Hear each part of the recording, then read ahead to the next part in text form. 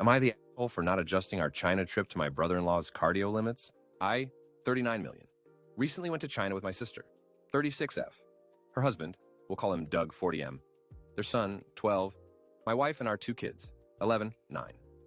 My sister and I were born in China, but our family immigrated to Dallas when we were young. She stayed there, got married, and had her son, while I settled in the Pacific Northwest with my wife and 2 gremlins of our own. Growing up, our parents emphasized healthy eating and staying active. My sister and I still live that way and pass it to our kids. Doug, however, is American in every sense of that word.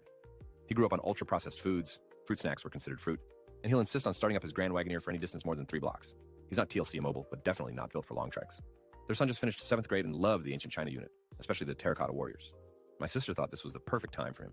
Their son just finished 7th grade and loved the ancient China unit, especially the terracotta warriors.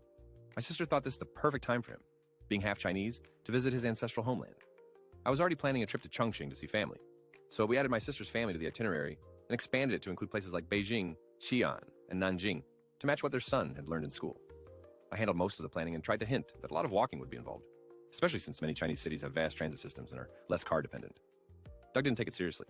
Once we arrived, it was clear he couldn't keep up when we explored the landmarks. My sister often stayed behind with him, while my wife and I continued with the kids to ensure we kept up with our tour groups. It all came to a head in our final stop, my grandmother's hometown near Chongqing. This place is basically vertical stairs and steep slopes everywhere. On a particularly hot, humid day, I took the kids to the local market via a park our old family helped build. Doug insisted on coming, saying he didn't want to sit around all day. I warned it was a long walk, but he insisted. Half a mile in, he was struggling. I slowed down, but the kids kept running ahead. After we got through the park, I convinced him to take a taxi back, while I continued to the market with the kids. When we returned, Doug was sulking, and my sister was upset. She said I was inconsiderate for not just taking a taxi to the market. I explained that it would have taken longer, given the layout, and the kids wouldn't have seen the park that was part of our family history. She said she hadn't realized how physically demanding the trip would be, since she let me handle most of the planning and I didn't consider Doug's limits, so I agree I could have been more considerate of Doug's cardio, but not at the expense of my nephew and kids experiencing their cultural landmarks, especially since it was my nephew's first time in his homeland, and my kids' first time in Xi'an and Beijing.